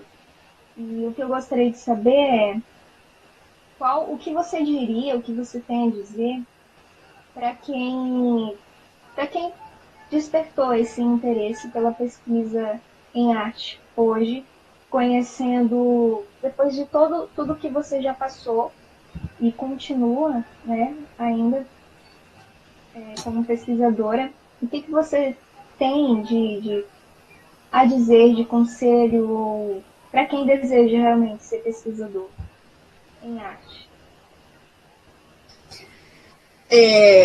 Obrigada, Natália. Deixa eu só te perguntar uma coisa. Você falou que pinta a parede. Você trabalha com grafite? Ou é pintora de parede mesmo? Porque eu também sou pintora de parede. Eu faço algumas ilustrações com tinta acrílica Eu paredes, pincéis mesmo, canetas. Mas assim, mais uma questão comercial, né? Eu ainda não, assim, não tenho essa liberdade ainda de me aprofundar, criar algo meu, sabe? E gostaria. Mas é o que eu faço hoje, também, meu trabalho. Sim. Então, o que eu diria, sendo bem franca, crie uma estratégia. Principalmente se você não tem recursos, se você vive do seu trabalho. Crie uma estratégia. Eu lembro que, assim, outro dia eu estava conversando com um amigo e ele dizendo quanto... Ele é da área de astronomia. E ele dizendo o quanto que ele gostaria de fazer pós-graduação, só que ele não tem tempo. Ele também trabalha com... Ele é técnico de informática. E aí ele falando, eu sou um homem pragmático. Eu ganho muito mais com informática do que fazendo pós-graduação. A bolsa não paga meus gastos. E eu perguntei, olha, você não está sendo pragmático. Se você quer de fato, você não está sendo pragmático. Pragmatismo é você criar uma estratégia e não desistir do que você quer. E aí qual vai ser essa estratégia? Primeiro, você quer investigar alguma coisa, você quer desenvolver uma pesquisa, já comece. Já comece a fazer perguntas. E a se confundir, se perder nas suas perguntas, isso... E faças agir. Né? E crie aí um percurso. Quanto tempo você vai precisar para poder entrar na pós-graduação? O que você vai precisar de condições aí na sua vida material mesmo para poder dar conta disso? Planeje. Mas não abra mão, porque é isso, né? A pandemia ela trouxe essa dimensão da morte assim, muito fortemente. Como nossa vida é breve para a gente ficar de bobeira e adiando as nossas alegrias, adiando as coisas que fazem sentido para a gente, né? Mas também não dá para jogar tudo pro alto, porque depois é a gente que vai catar, né? Não? Então tem que ficar esperto. É isso. Obrigada. Ítala, só para também a gente organizar o tempo aqui de todo mundo, a gente tem mais o Anésio para fazer pergunta, Ana Luísa, a Maria Oliveira, Ezequiel e uma da Camila, a nossa monitora que está aqui no meu... Eu vou fazer por ela. Tá? Então, só para as expectativas aqui de tempo de todo mundo e para caber as perguntas. Anésio, você quer fazer primeiro ou... Tá bom, então Ana Luísa, depois a Anésio, depois a Maria, Ezequiel e a Camila que está aqui comigo. E aí encerramos, tá? Olá, boa noite. Oi, Ana. Boa noite. Bom, primeiramente eu gostaria de agradecer a Ítala por compartilhar toda essa trajetória, toda essa vivência dela, suas obras. Realmente muito inspirador. E... Enfim, ao longo da palestra, você falou bastante sobre como você esteve a maior parte do tempo envolvida com a prática artística, com a produção artística mais do que a teoria, né? E sobre a diferença da pesquisa em arte e da pesquisa sobre arte. E eu sou designer gráfica, né? Assim como a Natália, eu trabalho... o meu trabalho é mais com um foco... comercial, então também não tenho tanta liberdade artística nesse sentido. Escolhi o curso, estou no primeiro período de artes visuais na Uni, escolhi o curso para expandir essa visão artística e para me descobrir na prática artística. E eu queria saber qual a sua opinião sobre quão importante é estar em contato, estar engajado na produção artística, na prática artística para o estudo das artes. Como isso influencia na pesquisa, estar em contato com a arte de forma prática. Obrigada pela pergunta, Ana Luísa.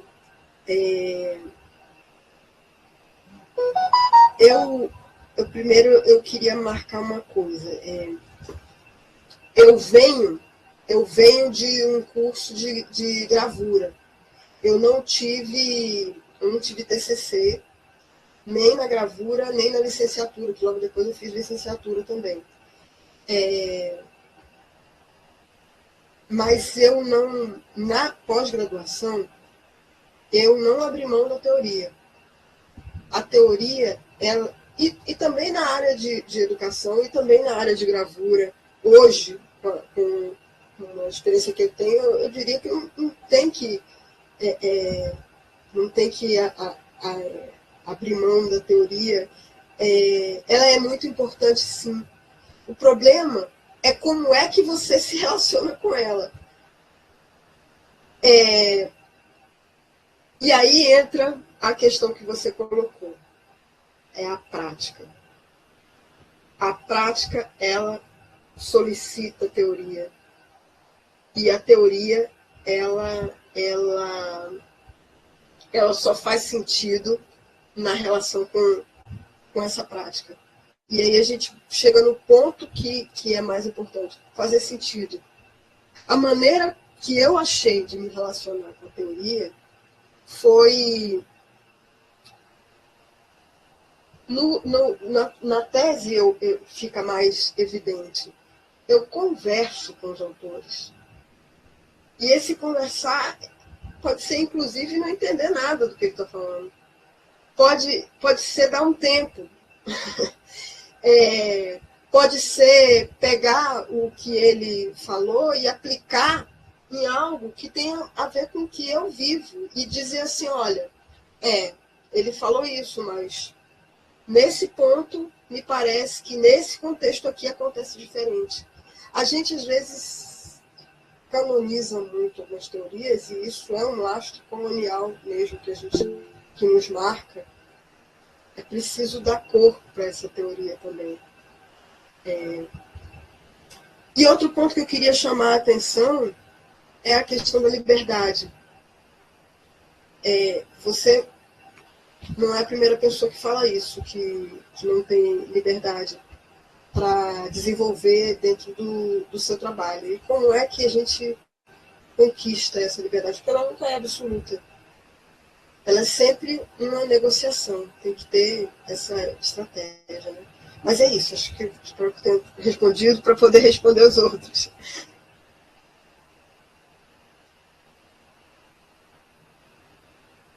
Anésio, a Silvana está pedindo a palavra. Silvana, você pode aguardar a sequência ou é só um comentário? Eu creio que seja pertinente. Vocês estão me vendo? Não. Agora sim. É que eu estava olhando aqui, eu estava conversando com uns amigos sobre artes, né? Aí eu falei assim, tá falando sobre arte de rua, essa coisa toda, etc, etc. Aí eu queria mostrar, porque eles são de fora. Aí eu estava mostrando aqui para os meus amigos a arte que minha mãe faz aqui dentro. Aí eu mostrei aqui para os meus amigos da internet, aqui da cidade, o que eu comprei aqui na igreja. Veja só.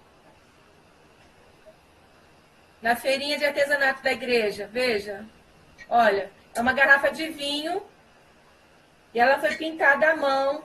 Olha aqui, da igreja São Cristóvão, olha. Aqui, artista da terra, aqui de Rondônia, veja. Olha que coisa mais linda. Veja isso, olha essa pintura. Tá lindo, Silvana. Olha, não, só um pouquinho, professor, só um pouquinho, olha só. Só um pouquinho, olha só.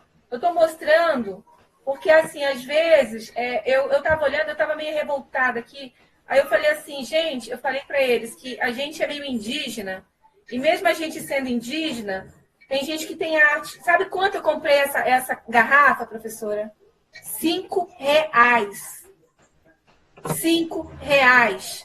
Entende? Aí, quando eu estou dentro da faculdade, tem professor que me manda fechar a boca, fala assim, ó, fica quieta, você não pode falar isso. E às vezes eu vejo algumas telas que me choca. Entende? Então, eu estou aprendendo assim, com alguns professores a dar valor na arte. Porque teve artista aqui de Rondônia que disse que ia rasgar as telas dela porque ninguém dava o valor que merecia. Entendeu? Então, por exemplo, quando eu vejo alguém dizendo que quer rasgar a tela, eu me sinto mal. Entende? Tipo assim, eu estou tendo muita aula e tem professor que manda eu calar a boca dentro da universidade. E eu não vou calar a boca. Entende? Porque eu sei o que tem valor e o que não tem valor. Aí eu estou mostrando aqui para vocês que são aí de fora que a gente tem arte também, sabe? E que a gente tem valor. Eu sei que estou vendo aí arte de rua e tal, porque eu fiquei assim olhando e falei, tem um menino aí, olha só, com um monte de coisa na cabeça, tipo como fizesse assim, ó, colocasse assim, né? Coisa de índia, etc, etc. Eu estou defendendo, eu sou de São Paulo, mas eu defendo Rondônia. Aí, tipo assim, deu problema com a professora Priscila, porque ela estava apresentando um quadro lá. Aí eu saí, passei mal, aí o professor falou assim, Silvana, você tem que saber se defender. Aí eu digo, mas eu estou dentro de uma universidade, gente. Eu estou dentro de uma universidade e eu tenho que dizer o que eu quero.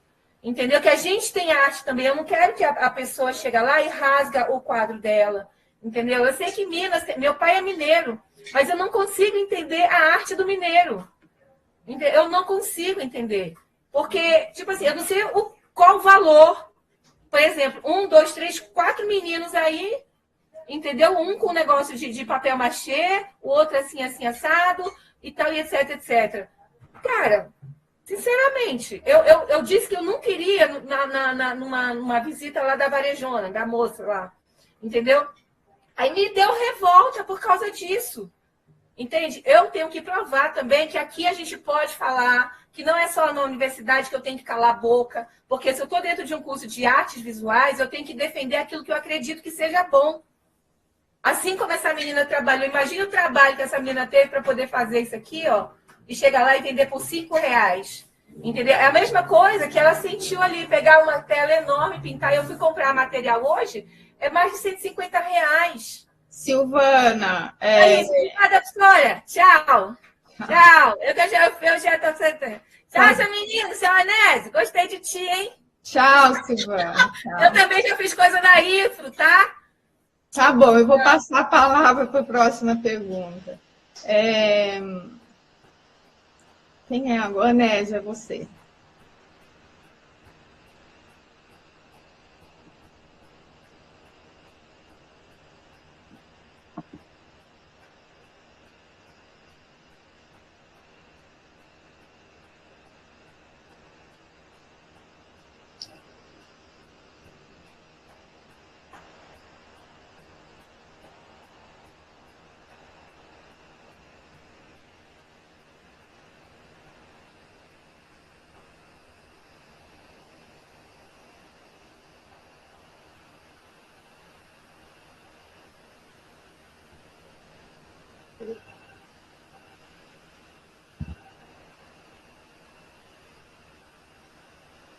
É.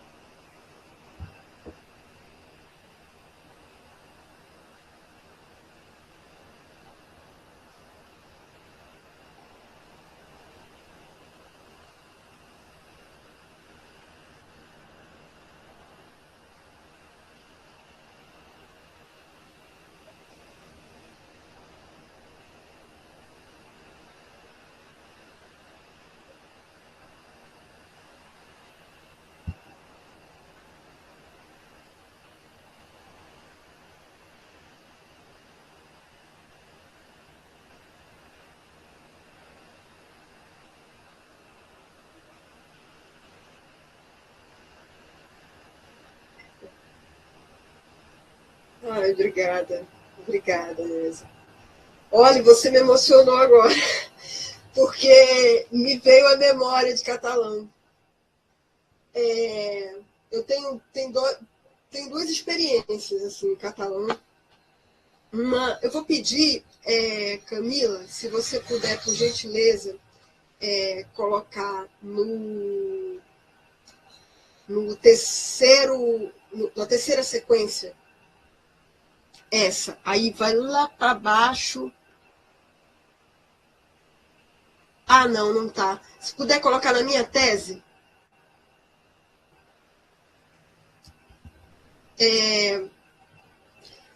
Lá embaixo, lá para baixo mesmo, lá no final.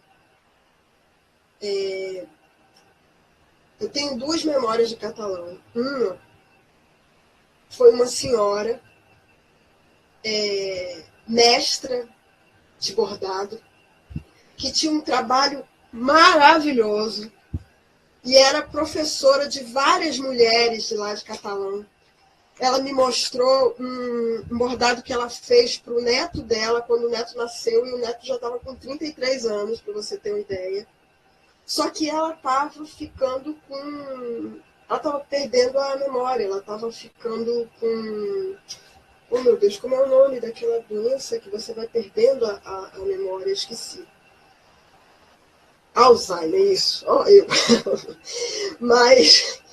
pode deixar aí, Camila. Essa não.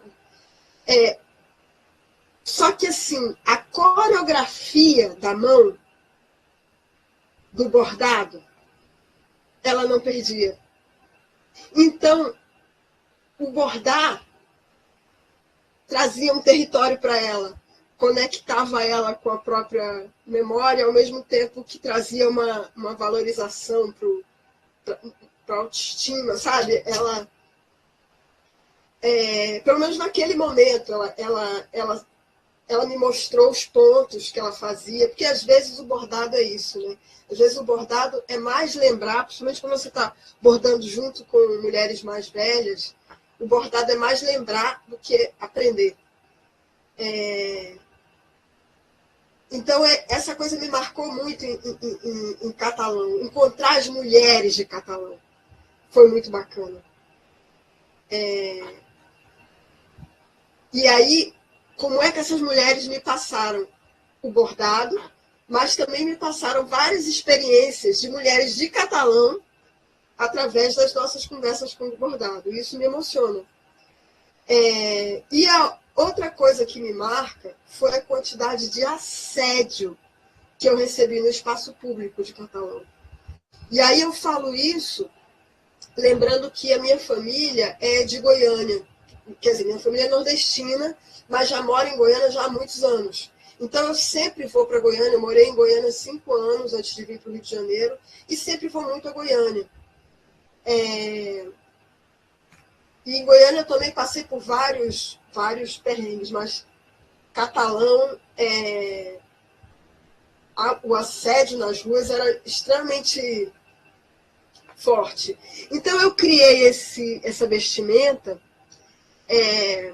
muito como uma espécie de armadura, mas uma armadura através da beleza, uma armadura de bordado, onde as pessoas ficassem tão espantadas, sem saber o que é, que antes de falar alguma coisa eu já passei. Eu fui conseguir botar essa armadura na rua em Goiânia, porque lá em Catalão eu não consegui terminá-la, que eu fui atravessada pela pandemia, né? E muita gente falou que tinha essa influência da cultura popular, pelas flores, pelo bordado, pelo tecido de chita.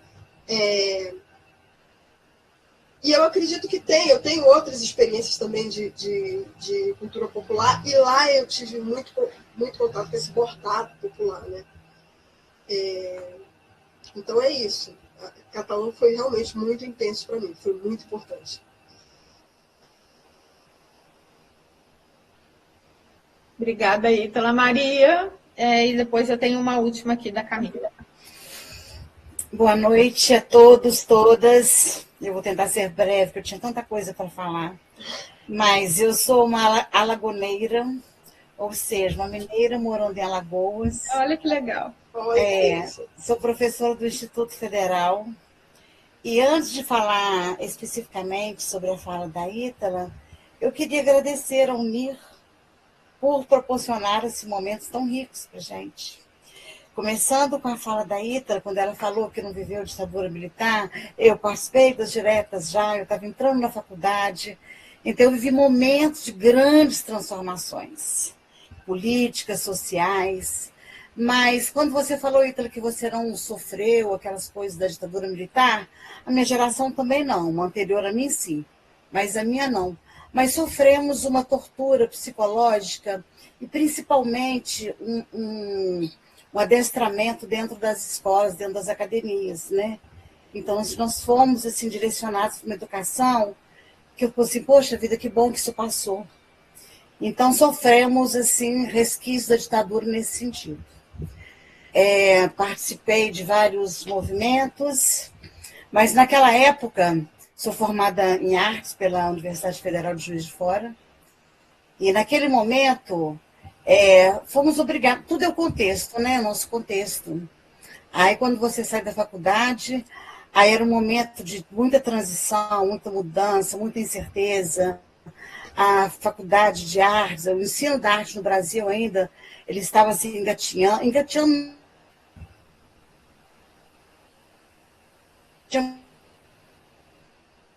Maria está picotando um pouco sua fala. Aí eu tive que cair no mundo. Ai, desculpe.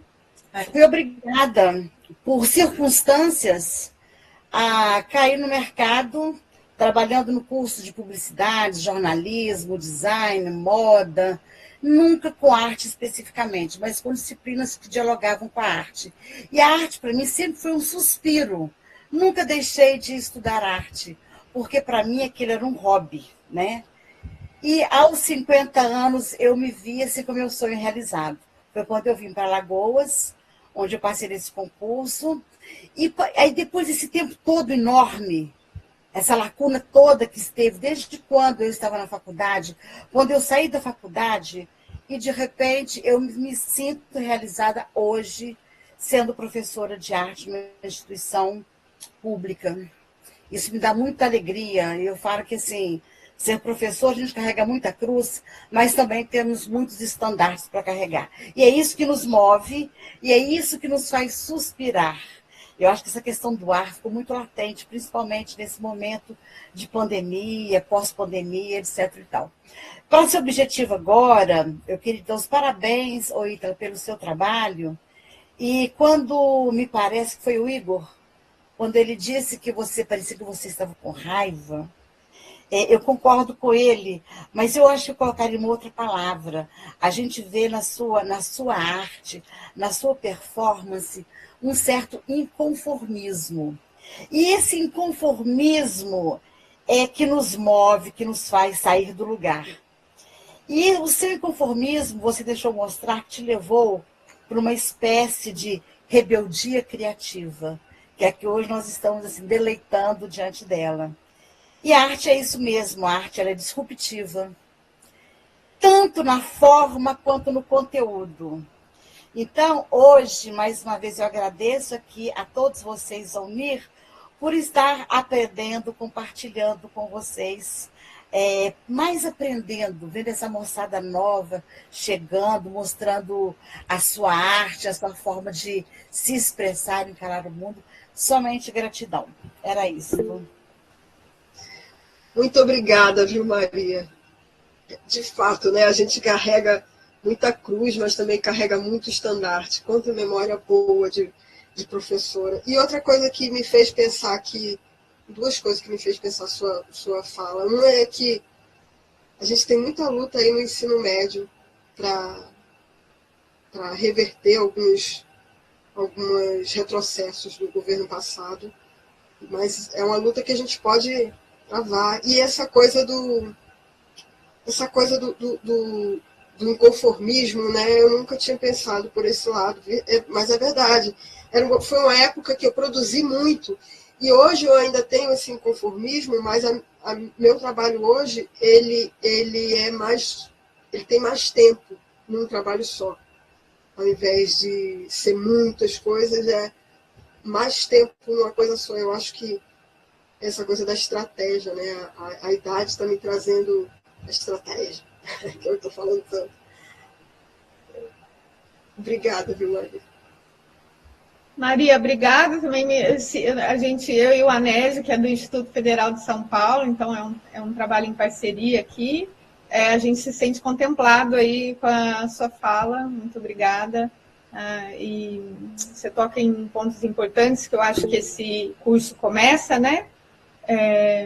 A abordar, que a arte é disruptiva, por isso que eu abri, não sei se você estava desde o começo, mas eu abri dizendo que esse era um espaço democrático e de profundo respeito, né, à arte de todos e todas as convidadas que aqui estarão, né, porque justamente, acho que um dos papéis, grandes papéis, acho que falar em papel de arte é complicado, mas assim, uma das coisas que a arte faz com a gente é tirar as nossas certezas, né, fazer a gente repensar, ainda que seja pelo viés do incômodo, fazer a gente repensar uma série de valores e até como a gente está no mundo, né? Então, me senti aqui contemplada e te agradeço pela... exatamente, é um eterno processo de desconstrução para construir de novo algo, né? E por aí vai. Ezequiel tem a palavra e depois, por último, aqui a Camila, para a gente também dar uma folga aí para a Ítala e para todos vocês que estão aqui com a gente até agora. Ezequiel, por favor. Olá, boa noite a todos. Boa noite. Os professores aí que estão aí presentes.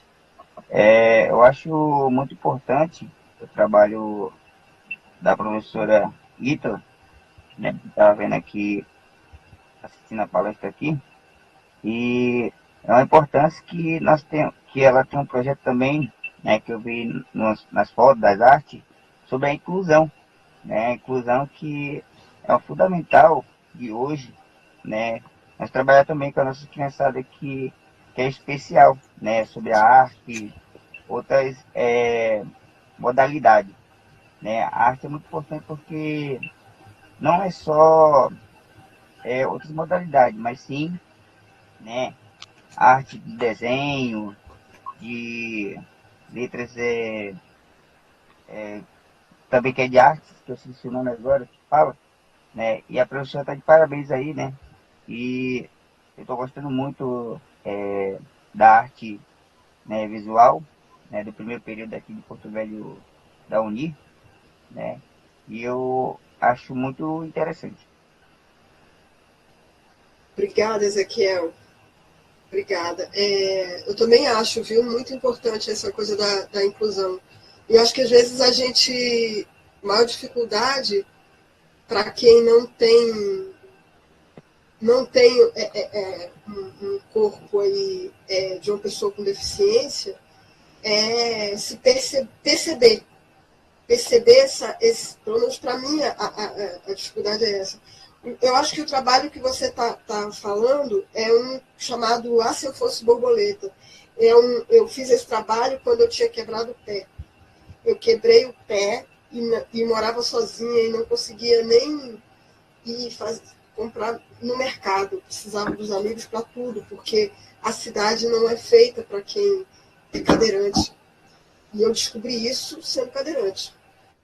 E aí eu fiz um trabalho que era passear de cadeira de roda pelo centro do Rio de Janeiro, e os lugares onde eu não conseguia passar, o meu amigo marcava com um stencil o símbolo, e o símbolo do cadeirante com uma asa atrás, e a frase Ah, se eu fosse borboleta.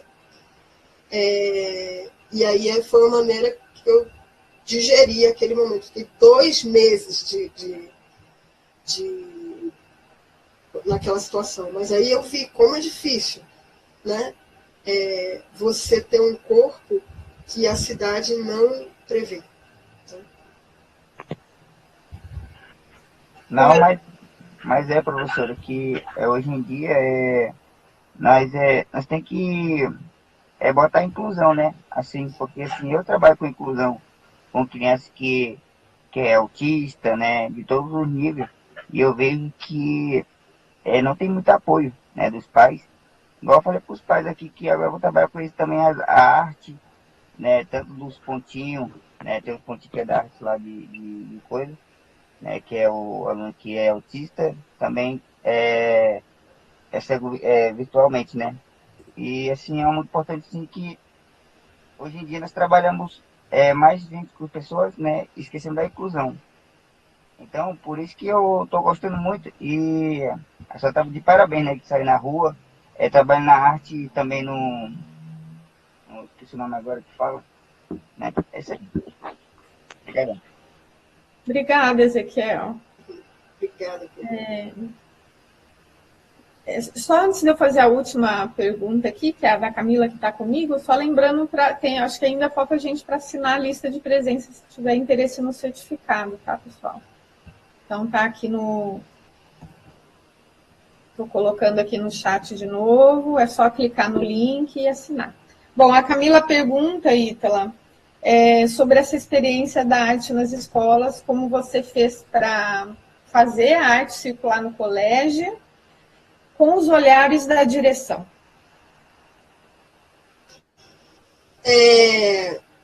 Olha, tinha uma vantagem. Eu era professora pública. E eu estava mais tempo na escola do que a diretora. Então tem todo um jogo político aí. Por outro lado, eu estava mais tempo do que muitas pessoas, não só porque a diretora, mas também do que a orientadora pedagógica. Mas, por outro lado, eu encontrei resistência não só com a orientação pedagógica, mas também com os professores que achavam que estava atrapalhando a aula. Você sair do lugar sempre cria um certo... O lugar que estava previsto para você sempre cria um certo tumulto, né? Mas, no final das contas, o papel da arte também é um pouco esse, né? Tensionar e ampliar esses espaços. E foi bom para mim, foi bom para os alunos. Eu pegava muito o sexto ano, adorava o sexto ano, porque o sexto ano ele é bom de jogo, né? Ele topa tudo. Mas normalmente é o mais bagunceiro. E aí era isso. Mas eu agia dessa forma, com política. Jogo de cintura. Negociação, né? Sempre. Negociação sempre, exato. Bom, acho que começamos lindamente, né, o projeto hoje com você, Ítala. Agradeço muito a tua presença. Agradeço a todos, todas e todos que estão aqui até o fim, né, da noite de hoje. Espero que tenha sido muito rico para todo mundo e encontrá-los também e encontrá-las nas próximas etapas que vem por aí, que a gente tem mais 8 encontros. Ítala, muito obrigada. Que bom ter você aqui com a gente, poder acompanhar de novo, mergulhar de novo no teu trabalho. Muito obrigada. Muito obrigada a todos vocês, especialmente a Priscila, porque a Priscila sempre me bota em lugar quente, ótimo. Muito obrigada mesmo, viu? Foi muito bom conversar aqui. Obrigada a vocês. Obrigada, Nésio, também, viu? Adorei lhe conhecer, trouxe boas memórias aqui para mim. Muito bom. Boa noite, pessoal. Boa noite. Bom descanso, Ítala. Boa noite. Até a próxima. Priscila, posso fazer uma pergunta rapidinho? Ué, hipótese, eu acho que não sei se sobrou gente.